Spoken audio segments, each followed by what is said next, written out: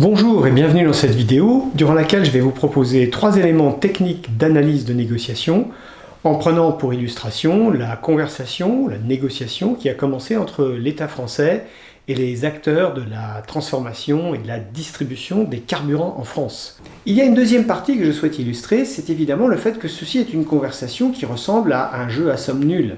S'il s'agit de savoir qui fait le plus de sacrifices dans la chaîne de la valeur pour arriver à un prix final pour le consommateur, on est dans un jeu à somme nulle dans lequel on prend à témoin le spectateur, c'est-à-dire le consommateur, en lui disant « Regardez, moi je fais plus d'efforts que l'autre ».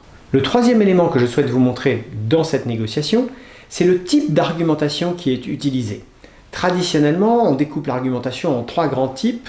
Vous avez l'argumentation comme une confrontation, vous avez l'argumentation comme une démonstration, et le troisième grand type, c'est l'argumentation comme une performance en public, de façon à ce que de tierces personnes évaluent si vous avez raison ou pas. Dans l'argumentation comme une confrontation, on essaie de savoir qui a gagné ou qui a perdu. Dans l'argumentation, dans une démonstration, on essaye de convaincre l'autre sur le bien fondé de nos arguments, en lui faisant vraiment changer d'avis sincèrement et sans contrainte.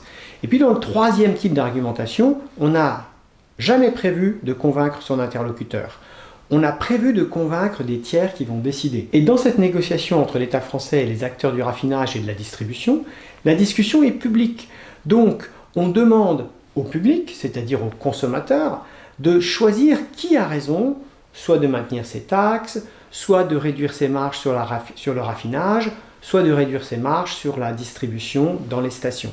Alors, quelle est la conséquence de cette argumentation qui est basée sur une performance en public pour que des tierces personnes puissent choisir? Le point positif, c'est que ça paraît démocratique.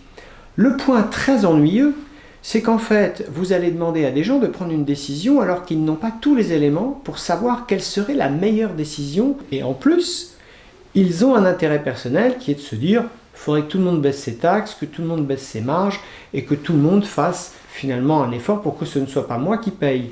Car dans ce jeu à somme nulle, vous avez aussi la contribution des consommateurs. Alors comment pourrait-on faire mieux pour l'argumentation ?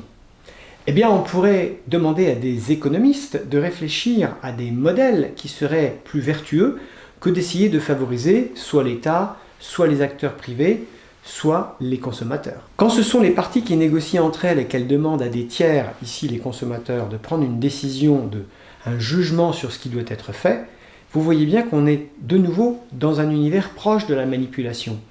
Par exemple, quand l'État français a d'abord demandé une vente à perte, puis ensuite proposé une vente à prix coûtant, il a mis en situation les consommateurs de regarder plus particulièrement les efforts que feraient les sociétés privées, et il a normalisé, c'est aussi un processus en psychologie très important, il a normalisé l'idée que on pourrait vendre à perte ou on pourrait ne pas faire de profit. En conclusion, maintenant vous avez vu la façon dont a été introduite la négociation avec une tactique qui est, d'après les psychologues des années 60-70, mesurée, calculée et considérée comme généralement manipulatrice.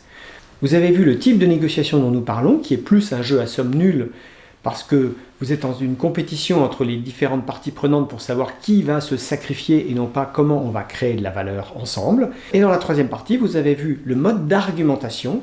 Ici, il s'agit d'une argumentation qui consiste non pas à convertir l'opinion de son interlocuteur, mais à se faire choisir par de tierces parties qui décident à la place des interlocuteurs ce qui va être fait. Comme toujours dans les commentaires, vous êtes invité à proposer des tactiques de négociation ou des démarches de négociation qui permettent d'améliorer le résultat pour les parties. Je vous dis à bientôt dans d'autres vidéos sur la préparation, la conduite, l'analyse des négociations et puis bien sûr dans des formations intra-entreprises.